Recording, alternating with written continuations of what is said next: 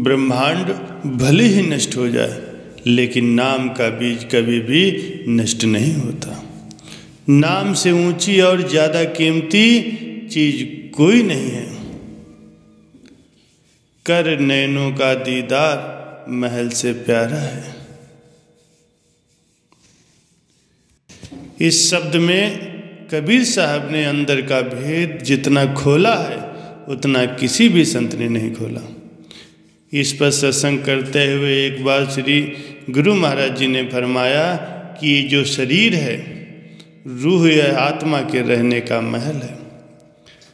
फरमाते हैं कि ईश्वर परमेश्वर ब्रह्मा या पार ब्रह्म खुदा भी इसी के अंदर है। बाहर ना तो किसी को मिला है ना ही कभी मिलेगा। बाहर क्या है? कागज पत्थर पानी।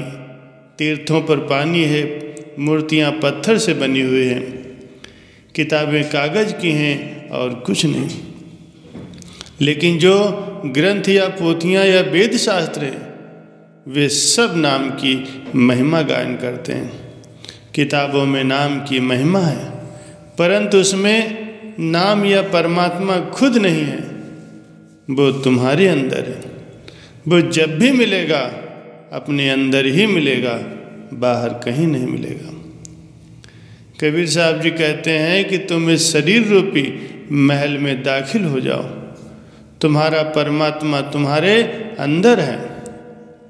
अंदर आँखों से ऊपर चढ़ो और उसके प्रत्यक्ष दीदार करो।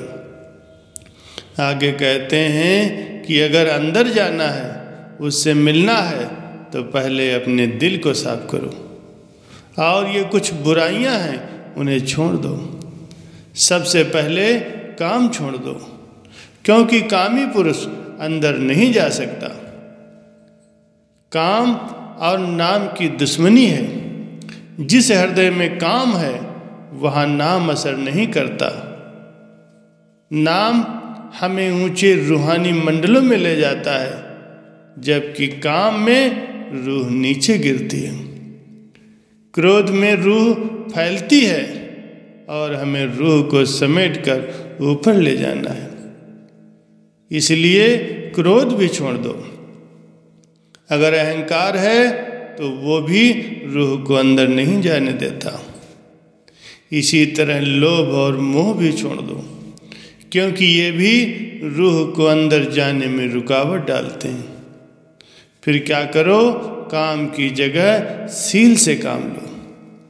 क्रोध के बदले क्षमा से काम लो।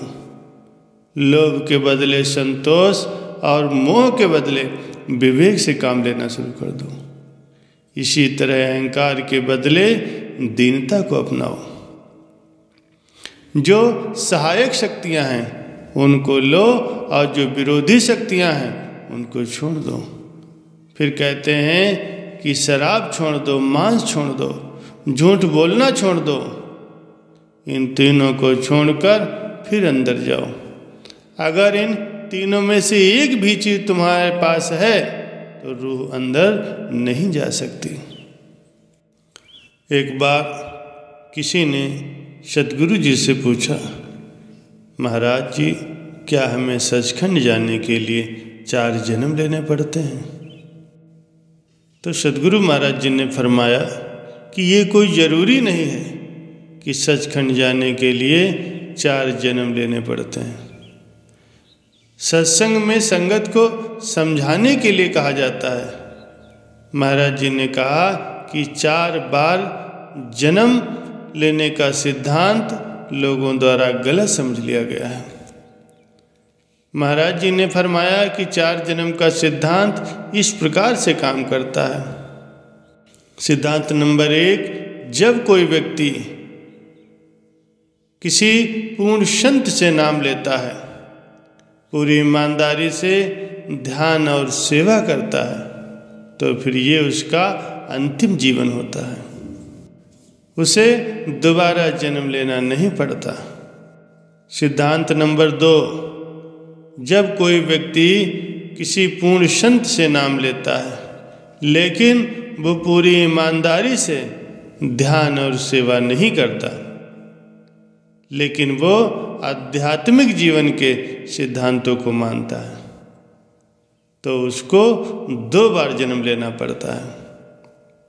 सिद्धांत नंबर 3, यदि कोई व्यक्ति का किसी पूर्ण संत से नाम लिया होता है परंतु कुछ समय बाद वो अपनी सोच को बदल देता है कि आध्यात्मिक जीवन उसके लिए नहीं बना है, सिमरन और सेवा बंद करके वो फिर बुरे कामों में लग जाता है तो उसे तीसरा भी जन्म लेना पड़ता है। सिद्धांत 4, यदि कोई व्यक्ति किसी पूर्ण संत से नाम लेता है लेकिन वो गुरु और आध्यात्मिक पथ के खिलाफ काम करता है तो उसे सचखंड पहुंचने के लिए 4 जन्मों की आवश्यकता होती है। महाराज जी आगे फरमाते हैं कि जो भी इंसान नामदान लेकर के थोड़ा बहुत भी भजन सिमरन कर लेते हैं तो फिर उनको दोबारा 84 के चक्कर में नहीं जाना पड़ता। वो रूहें दूसरे मंडलों में सिमरन करके सचखंड पहुंच जाती हैं। अंदर की आंखें खोल लो, बाहर की लो मीच, सारी सृष्टि दिख जाएगी 2 नैनन के बीच। एक बार श्री सद्गुरु महाराज जी से किसी सत्संगी ने पूछा, हजूर जी जहाँ से रूहों को लाया गया है क्या वहाँ पर ये रूहें बेगुनाह थीं? हजूर महाराज जी ने फरमाया, बेशक ये रूहें वहाँ अचेत पड़ी हुई थीं, मालिक ने इन्हें इस सृष्टि में भेज दिया। वैसे सहस्रदश कमल में भी रूहें हैं और सचखंड में भी रूहें हैं, परंतु वे वहाँ पर तरक्की नहीं कर सकती। जो सहस्रदश कमल की रूहें हैं वे सहस्रदश कमल के लिए ही हैं, आगे नहीं जा सकती। जो त्रिकुटी की रूहें हैं वे त्रिकुटी के लिए हैं। इस प्रकार जो पार ब्रह्म की रूहें हैं वे पार ब्रह्म के लिए हैं। सोहंग देश की रूहें हैं वो सोहंग देश के लिए हैं और जो सचखंड की रूहें हैं वो सचखंड के लिए हैं। लेकिन आपके लिए क्या रियायत है कि आप सीधे अनामी देश में जा सकते हैं। आपको खुली छूट है। ये देश जहाँ पर हम इस समय रह रहे हैं सबसे नीचा और सबसे गंदा है, परंतु यहाँ की रूहों को तरक्की के मौके हैं। अब ये सवाल कई विद्वान करते हैं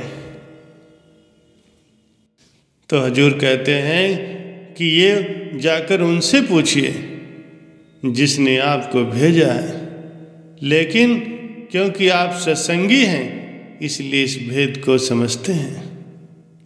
प्यारे सज्जनों, हम जरा विचार करें कि मालिक ने इस जगह भेजकर हमें तरक्की करने का मौका बख्शा है तो हमें भी चाहिए इस मौके से न चूकें और रोज अपना भजन सिमरन करके तरक्की करने की कोशिश करें, जिससे महापुरुषों की प्रसन्नता प्राप्त हो और हमारा लोक और परलोक दोनों समझ जाएं।